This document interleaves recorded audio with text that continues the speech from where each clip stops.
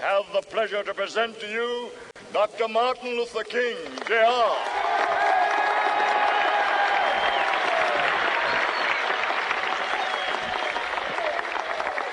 I am happy to join with you today in what will go down in history as the greatest demonstration for freedom in the history of our nation.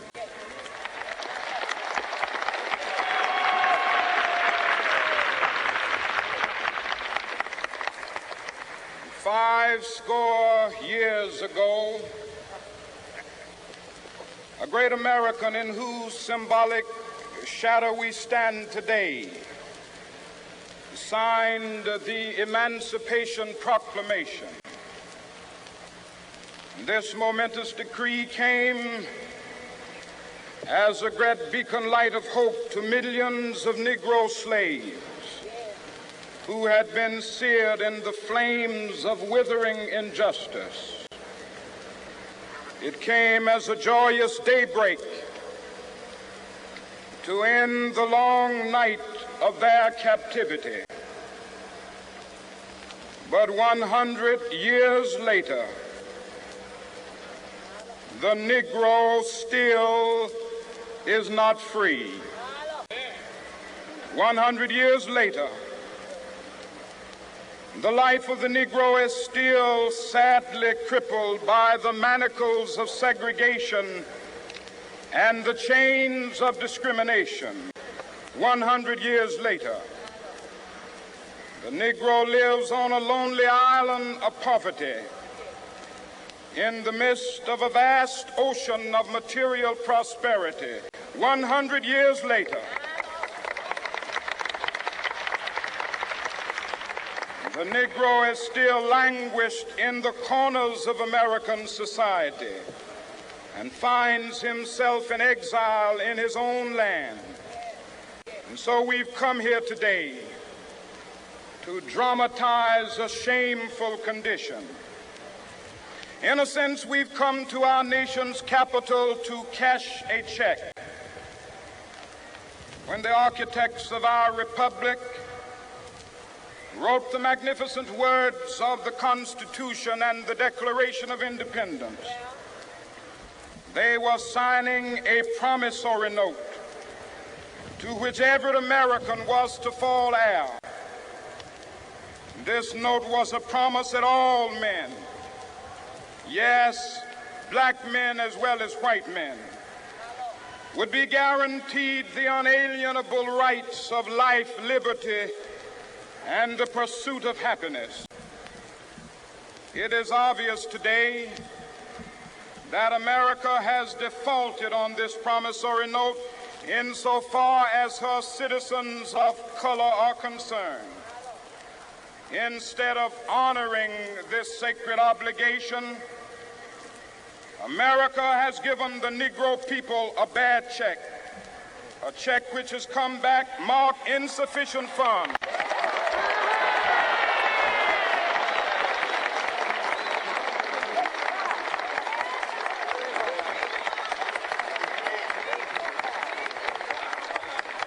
But we refuse to believe that the Bank of Justice is bankrupt. We refuse to believe that there are insufficient funds in the great vaults of opportunity of this nation. And so we've come to cash this check, a check that will give us upon demand the riches of freedom and the security of justice.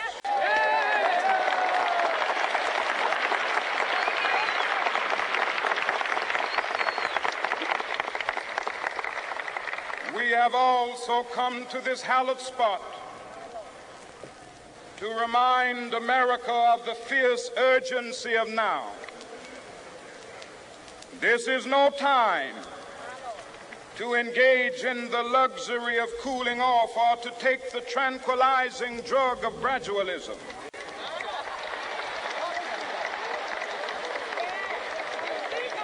Now is the time to make real the promises of democracy. Now is the time to rise from the dark and desolate valley of segregation to the sunlit path of racial justice. Now is the time to lift our nation from the quicksands of racial injustice to the solid rock of brotherhood. Now is the time to make justice a reality for all of God's children.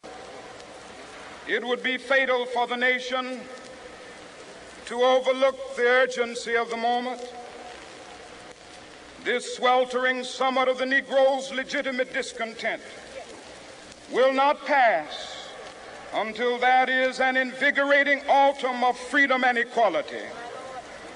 1963 is not an end, but a beginning. Those who hope that the Negro needed to blow off steam and will now be content will have a rude awakening if the nation returns to business as usual.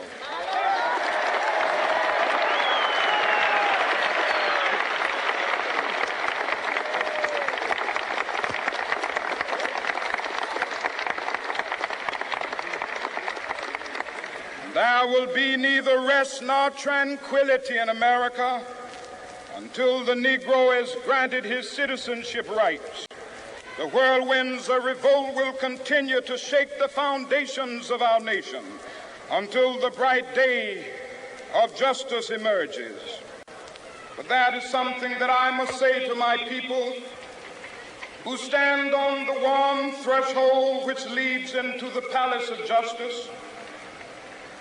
In the process of gaining our rightful place, we must not be guilty of wrongful deeds. Let us not seek to satisfy our thirst for freedom by drinking from the cup of bitterness and hatred.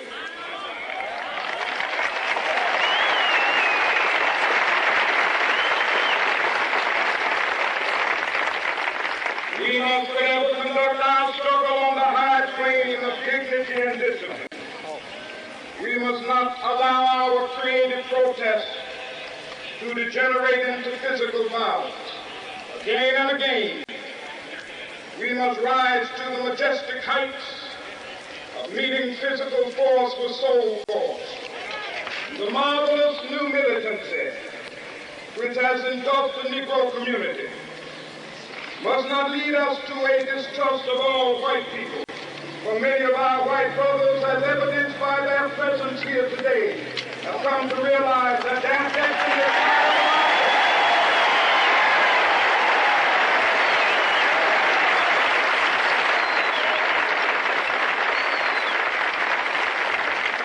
They have come to realize that their freedom is inextricably bound to our freedom. We cannot walk alone. As we walk, we must make the pledge that we shall always march ahead. We cannot turn back. There are those who are asking the devotees of civil rights, when will you be satisfied? We can never be satisfied as long as the Negro is the victim of the unspeakable horrors of police brutality. We can never be satisfied as long as our body is heavy with the fatigue of travel, cannot gain lodging in the motels of the highways and the hotels of the city.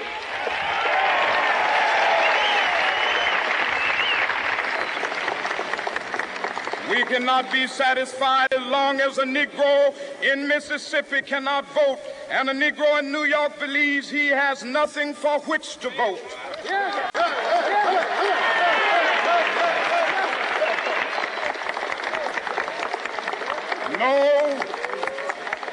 No, we are not satisfied, and we will not be satisfied until justice rolls down like waters and righteousness like a mighty stream.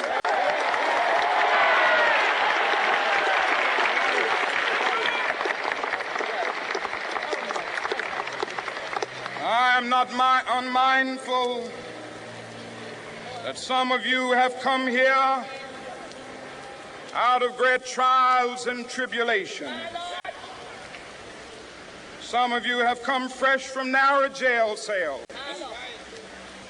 Some of you have come from areas where your quest for freedom left you battered by the storms of persecution and staggered by the winds of police brutality. You have been the veterans of creative suffering. Continue to work with the faith that unearned suffering is redemptive. Go back to Mississippi. Go back to Alabama. Go back to South Carolina. Go back to Georgia. Go back to Louisiana. Go back to the slums and ghettos of our northern cities, knowing that somehow this situation can and will be changed. Let us not wallow in the valley of despair. I say to you today, my friends,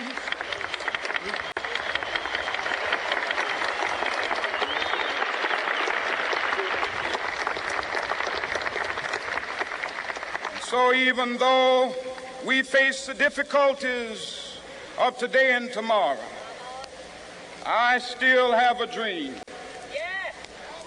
It is a dream deeply rooted in the American dream. I have a dream that one day this nation will rise up and live out the true meaning of its creed. We hold these truths to be self-evident, that all men are created equal.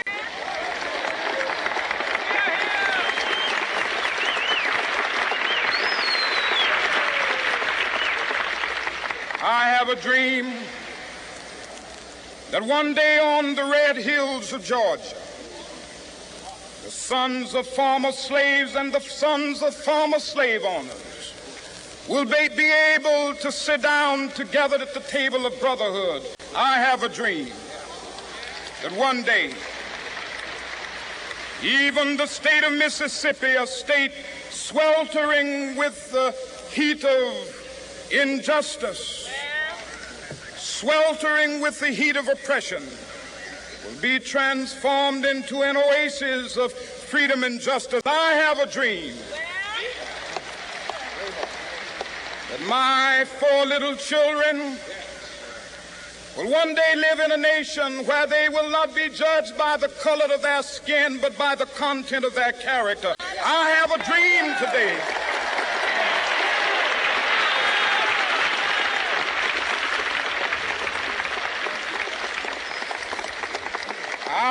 a dream that one day down in Alabama, with its vicious racists, with its governor having his lips dripping with the words of interposition and nullification, one day right there in Alabama, little black boys and black girls will be able to join hands with little white boys and white girls as sisters and brothers. I have a dream today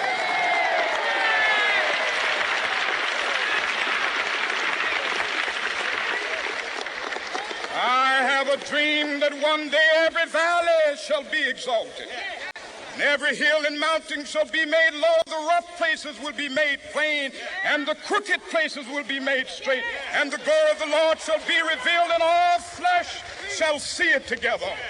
This is our hope. This is a faith that I go back to the South with. With this faith, we will be able to hew out of the mountain of despair a stone of hope. With this faith, we will be able to transform the jangling discords of our nation into a beautiful symphony of brotherhood. With this faith, we will be able to work together, to pray together, to struggle together, to go to jail together, to stand up for freedom together, knowing that we will be free one day. This will be the day. This will be the day when all of God's children will be able to sing with new meaning, "My country, tears of thee. Sweet land of liberty, of thee I sing. Land where my fathers died, land of the pilgrim's pride. From every mountainside, let freedom ring. And if America is to be a great nation, this must become true. And so let freedom ring. From the prodigious hilltops of New Hampshire, let freedom ring. From the mighty mountains of New York, let freedom ring. From the heightening Alleghenies of Pennsylvania, let freedom ring. From the snow-capped Rockies of Colorado, let freedom ring. From the curvaceous slopes of California. But not only that, let freedom ring from Stone Mountain of Georgia. Let freedom ring from Lookout Mountain of Tennessee. Let freedom ring from every hill and molehill of Mississippi, from every mountainside. Let freedom ring, and when this happens, when we allow freedom ring, when we let it ring from every village and every hamlet, from every state and every city, we will be able to speed up that day when all of God's children, black men and white men, Jews and Gentiles, Protestants and Catholics, will be able to join hands and sing in the words of the old Negro spiritual, free at last, free at last. Thank God Almighty, we are free at last.